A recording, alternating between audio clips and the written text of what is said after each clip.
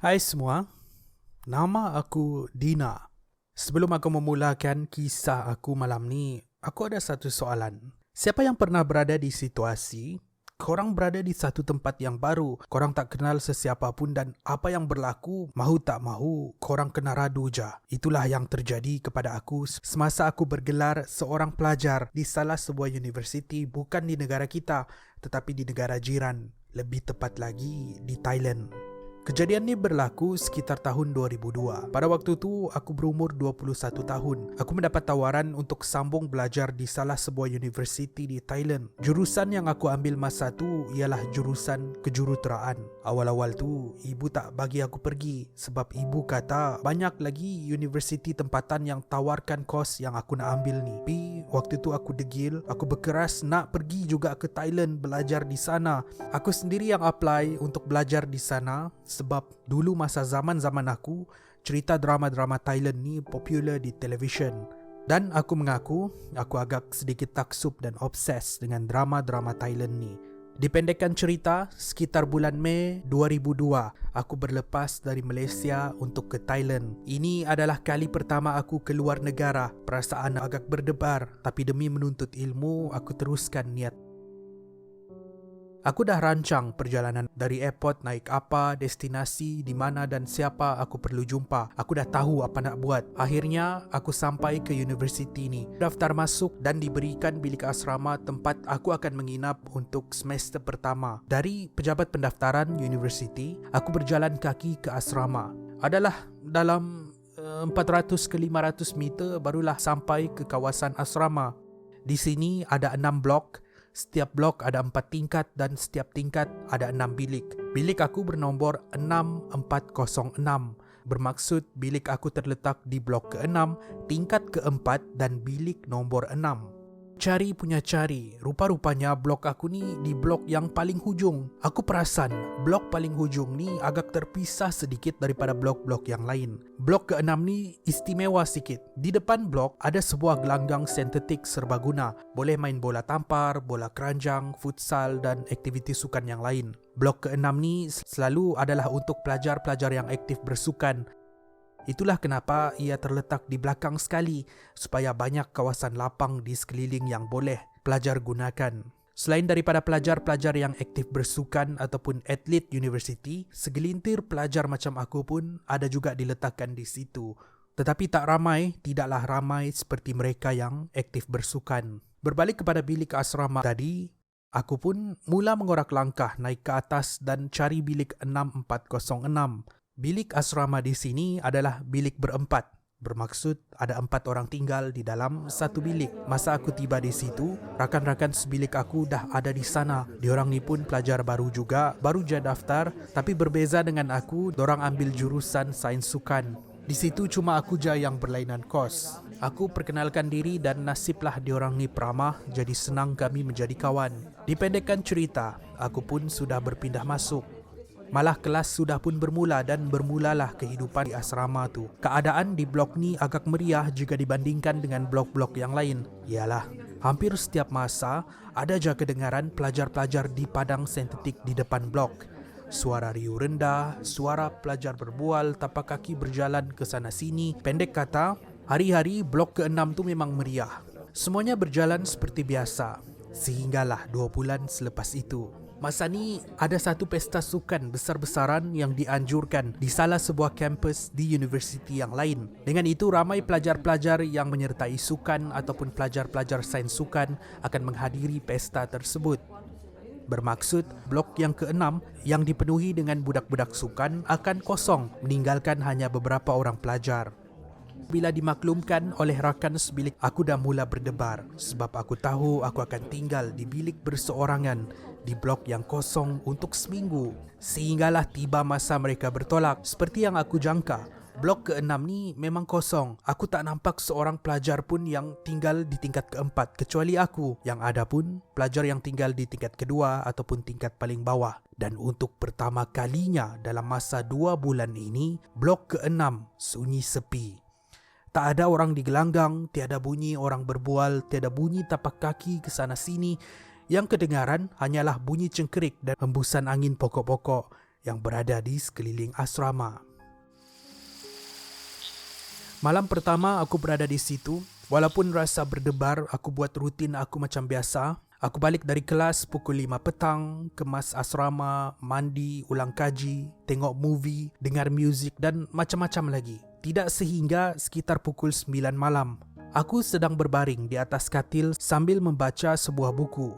Tingkap bilik pada waktu itu terbuka luas, sementara langsir yang terikat kemas berada di kanan dan kiri tingkap. Di depan tingkap ada meja belajar kami. Jadi kalau ada yang duduk di meja belajar, mereka akan menghadap keluar. Khusyuk aku membaca buku, tiba-tiba cermin tingkap diketuk oleh sesuatu. Awal-awal tu aku tak perasan sebab khusyuk membaca, tapi tingkap diketuk sekali lagi. Ketukan kedua barulah aku perasan, tapi aku tak alihkan mata aku dari buku tu. Aku keras di situ dan cuba buat tak tahu dan tak dengar. Beberapa minit kemudian, angin yang sangat kencang tiba-tiba datang dari luar bilik masuk ke dalam, menyebabkan langsir yang diikat kemas tadi terburai. Langsir tu berkibar-kibar, menyebabkan semua benda yang berada di atas meja kami terjatuh di lantai. Kebetulan pada waktu itu ada botol minyak wangi rakan sebilik aku yang berada di atas meja. Botol kaca itu terjatuh dan pecah. Masa ni aku makin berdebar. Aku tutup buku, letak di tepi. Aku tarik selimut dan badan aku baring mengiring menghadap ke arah dinding. Seluruh badan aku dah bergegar. Aku takut nak berdiri. Kalaupun aku berdiri, aku nak ke mana? Aku nak minta tolong dengan siapa? Aku cuba tutup mata dan paksa diri untuk tidur. Sementara angin kencang tadi bertiup, membuatkan langsir di bilik semakin berkibar-kibar. Pada masa yang sama, dari luar tingkap, aku terdengar bunyi perempuan sedang bernyanyi.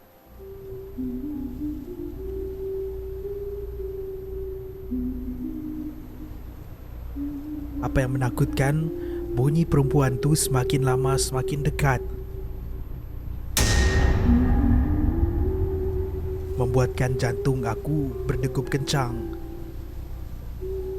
Masa ni aku masih lagi baring mengiring menghadap dinding. Aku paksa diri aku untuk tidur. Aku bangun keesokan paginya. Aku tengok barang-barang di atas meja bertaburan di lantai. Aku bersihkan barang-barang tu sebelum pergi ke kelas. Seharian aku di kelas sehinggalah sekitar pukul 4 petang aku pulang ke asrama. Hari ini aku agak berdebar sebab takut apa yang terjadi semalam terjadi lagi. Bila aku tiba di blok kami, seperti juga kemarin, hari ini pun sunyi juga. Masa aku naik tangga, aku bertembung dengan seorang pelajar perempuan yang sedang turun dari tingkat kedua. Aku nampak dia, aku senyum dan tegur. Kata aku, "Hello." Dia jawab sapaan aku dan kami berkenalan. Dia perkenalkan diri dia sebagai Suzy. Orangnya bertubuh kecil, berambut panjang dan biasalah orang-orang Thailand ni muka memang putih melepak. Masa ni aku rasa lega sebab iyalah aku tahu aku tidak berseorangan. Cerita punya cerita, rupa-rupanya Suzy pun berseorangan di bilik. Kata Suzy, dia dari bilik di tingkat 2 bernombor 6203. Jadi aku pun ajak dia tidur di bilik aku untuk seminggu sebab dia kata dia pun takut untuk tinggal berseorangan. Jadi malam tu kami dah berjanji Suzy akan datang ke bilik aku untuk tidur, sementara menunggu rakan-rakan aku yang lain untuk balik. Seminggu kemudian, sekitar pukul 9 malam, Suzy pun datang. Dia datang memakai t-shirt putih dan berseluar panjang hitam. Kami berbual sehinggalah sekitar pukul 10 malam. Dan untuk 2 malam seterusnya, Suzy tidur di bilik aku. Tidak sehingga malam keempat kami tidur sebilik. Kejadian yang berlaku semasa aku berseorangan di bilik hari itu terjadi lagi. Masa tu sekitar pukul 1 pagi, aku sedang tidur nyenyak. Tiba-tiba aku terbangun sebab aku terdengar jendela kaca kami diketuk. Kata aku dalam hati, dia datang lagi. Ini diikuti dengan angin kencang yang menyebabkan ikatan langsir kami terburai dan berkibar-kibar. Kali ini aku berani untuk bangun dari katil sebab ada Suzy di dalam bilik. Aku tengok ke arah tingkap dan aku tengok Suzy. Dia pun terbangun tetapi masih lagi berbaring. Hanya mata dia terbuka melihat tingkap. Masa tu Suzy cakap, "Tak apa, biar saya tutup tingkap tu." Apa yang terjadi selepas ini yang aku tak akan lupa sehingga hari ini. Suzy yang berbaring di katil mendepakkan tangan dia ke hadapan dan tangan dia memanjang. Ya, seperti getah. Tangan dia memanjang ke telinga tingkap dan tutup tingkap tu sebelum dia menutup langsir. Aku gosok mata sebab aku ingatkan aku bermimpi. Tapi tidak. Bila masa ni Suzy tengok aku dan kata, "Jangan risau, dia tak kacau lagi," sambil Suzy tersenyum. Aku segera melompat dari katil, aku buka pintu dan keluar dari bilik. Kelang kabut aku turun ke tingkat bawah. Mujurlah masa tu ada pengawal keselamatan yang sedang meronda asrama. Dia panggil aku dan bawa aku ke bilik pengawal. Dia call penyelia asrama perempuan. Aku diambil oleh penyelia dan tidur di rumah dia. Aku ceritakan semua kepada penyelia asrama ni.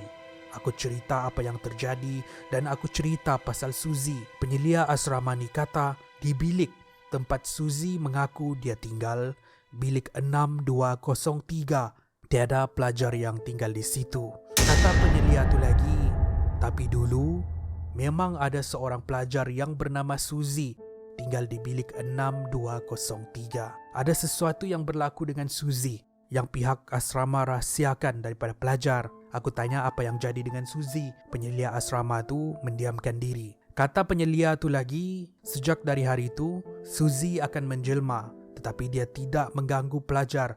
Suzy ni bukan manusia, dia tidak berniat untuk mengganggu. Kata penyelia asrama ni lagi, Suzy memunculkan diri sebab dia mahu melindungi aku daripada satu benda yang datang dan mahu mengganggu. Dengar penyelia tu cakap macam tu, aku terdiam dan menangis. Nangis punya nangis sampailah tertidur. Keesokan harinya, aku minta ditukarkan bilik ke blok lain. Rakan sebilik aku di 6406 perasan aku sudah tiada masa diorang balik. Diorang ada tanya kenapa, tapi aku tak ceritakan apa yang jadi sebab aku tak mahu diorang pula yang takut. Bujurlah di bilik baru ni tiada apa yang jadi. Untuk kisah Suzy ni pula, aku sehingga hari ini tak tahu apa sebenarnya yang terjadi kepada Suzy. Tapi kalau aku boleh bertemu dengan dia lagi, ingin aku ucapkan terima kasih sebab melindungi aku semasa aku berseorangan di situ. Dan itulah kisah pengalaman aku tentang bilik asrama di salah sebuah universiti di Thailand suatu ketika dahulu.